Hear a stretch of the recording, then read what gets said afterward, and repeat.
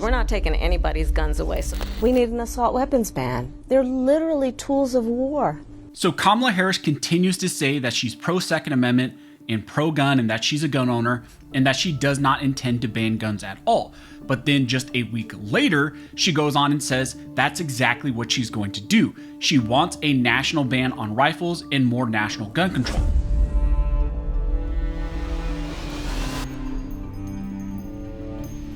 Now, really quick before we jump into this video, I want to thank one of the main supporters of this channel, which is Kershaw Knives. Kershaw makes amazing knives. They've been supporting the channel for a really long time. I carry their Kershaw Iridium knife every single day for my EDC. So if you just want a quality EDC knife, check out Kershaw Knives. And if you use the code ARMED40, you can get 40% off of your order. Now, like I mentioned in the intro, in this video, we're going to be talking about some of the insane talking points that have been going around in relation to Kamala Harris and her campaign right now, and her expressly saying that she's a gun owner, that she's pro-Second Amendment, and she does not intend to infringe on our right to keep and bear arms. But we all know that's a complete lie, and yet she's gaslighting everyone nationwide, saying that she's pro-gun, she's pro-Second Amendment, and she's not going to ban any guns. So here's a clip from the first presidential debate where Kamala Harris got mad at us and Donald Trump saying, stop telling everyone that she's anti-gun and that she's going to violate the Second Amendment. And then this business about taking everyone's guns away. Tim Walz and I are both gun owners. We're not taking anybody's guns away. So stop with the continuous lying about this stuff. So there, Kamala Harris got all hot and bothered. She got angry about everyone saying that she's anti-gun and that she wants to ban guns. And she said, no, she does not intend to ban guns at all and that she's a gun owner. Now, the first thing with all of this is this hilarious point that's always walked out, especially when it comes to presidential elections and kind of campaign times in general, where you'll have the left-leaning liberals where they'll say, no, we are not anti-gun, we are not anti-Second Amendment, we do not want to violate the Second Amendment, and they always say, well, I'm a gun owner or I'm a hunter. And then you'll see them having these staged photos of them maybe hunting, maybe shooting some ducks or something like that. And essentially it's this gaslighting and reminds me of all those memes, and they're pretty much saying like, hello, fellow gun owner. But in all reality, we know they are not pro-Second Amendment. If you look at her track record in California when she was the Attorney General of California, she helped put in place and enforce various forms of gun control laws in California. And that's the type of politician and the anti-gun politician that she really is. And the California gun laws are exactly what she wants to bring at a national level. She has mentioned multiple times that she wants to put in place rifle bans on so-called assault weapons, probably bans on magazines that hold more than 10 rounds as well. So she would want that nationwide, similar to California. They call for universal background checks, which would essentially be, we already have background checks, but they want to put background checks on any private party transfers or transactions. They always say they want to close the gun show loophole and all those other things.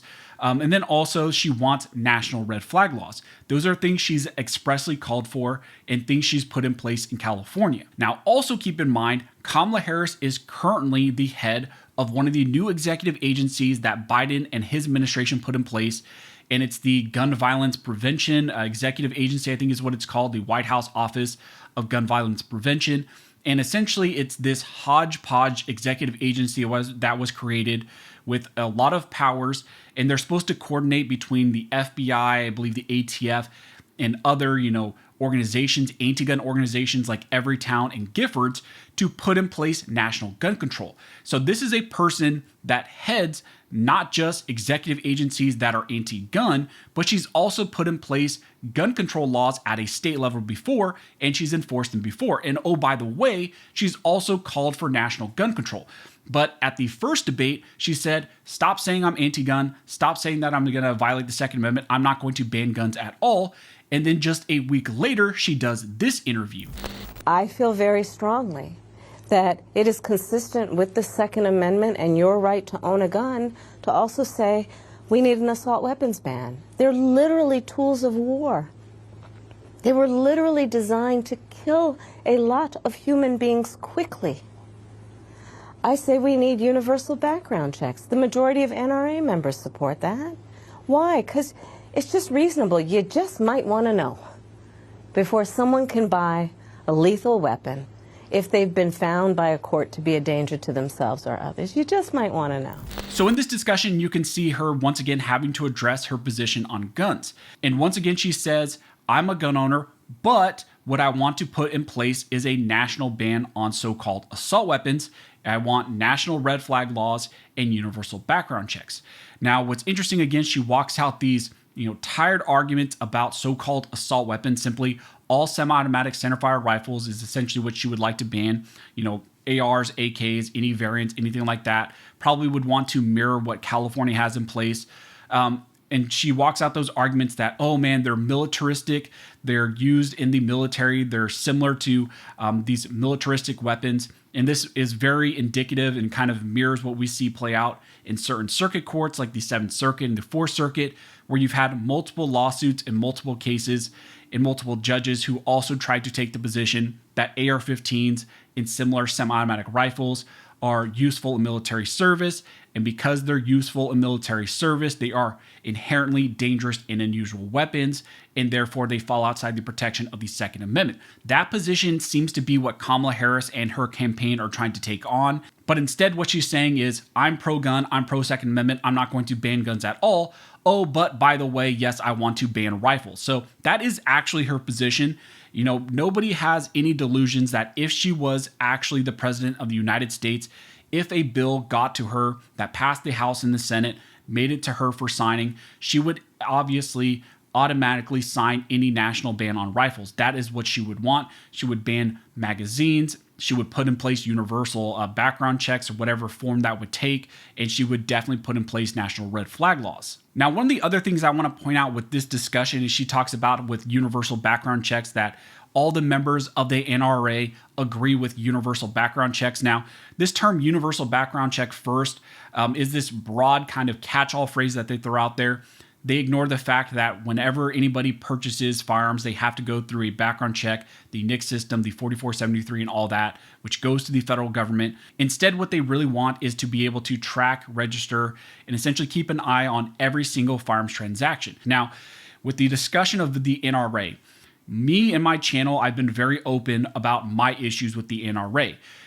When it comes to anti-gun politicians or just politicians in general, they tout the NRA as the largest Second Amendment organization, and they try to say that the NRA really represents all of us and all of our ideas. And obviously, the NRA does not. The NRA has a ton of issues in their own right with Wayne LaPierre and all the executives who got into issues and lawsuits and have been removed because of their allocations of funds and misuse of funds.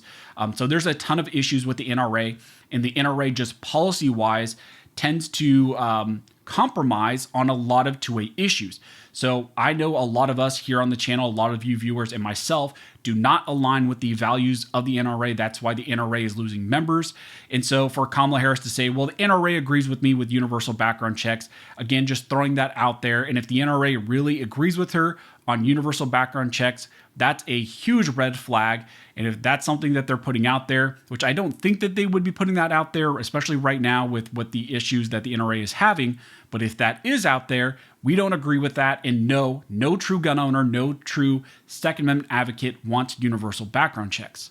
Because all of this is framed in the reality of none of these things or none of this gun control is actually going to stop crimes. It's never going to stop an actual individual who's a criminal, who has evil in their heart, from truly engaging in whatever evil.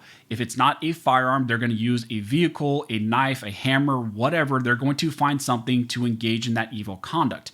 So the anti-gunners, Kamala Harris and all of them always want to blame the tool, especially even right now, they're going to blame the tool even in relation to the Trump assassination. We've seen a ton of calls of them saying, no, it's not the rhetoric right now in society. It's not the anti-Trump narrative that's been spun up. That's not really the issue. Mental health isn't the issue.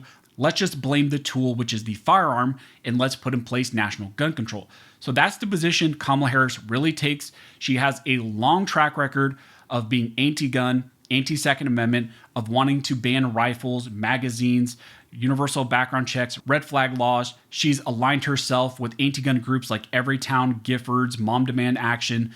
So that is who she really is on firearms. So I just wanted to bring that to your guys' attention because it's interesting, this narrative that's now been spun up in relation to guns. I think a lot of people in the middle ground, when they hear those type of clips from Kamala Harris, maybe they would believe that she really is pro Second Amendment, but obviously she is not. She has a clear track record of violating the Second Amendment. So if you guys like this video, please share it around because I know the mainstream media is not fact-checking Kamala Harris when it comes to firearms. So share this around so people get this information. And also, if you guys like this video, make sure you like, comment, subscribe.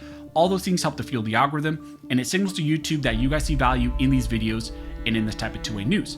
But as always, thank you all for watching. Don't forget to like and subscribe, and never forget this nation was built by armed scholars, and this nation will be maintained by armed scholars.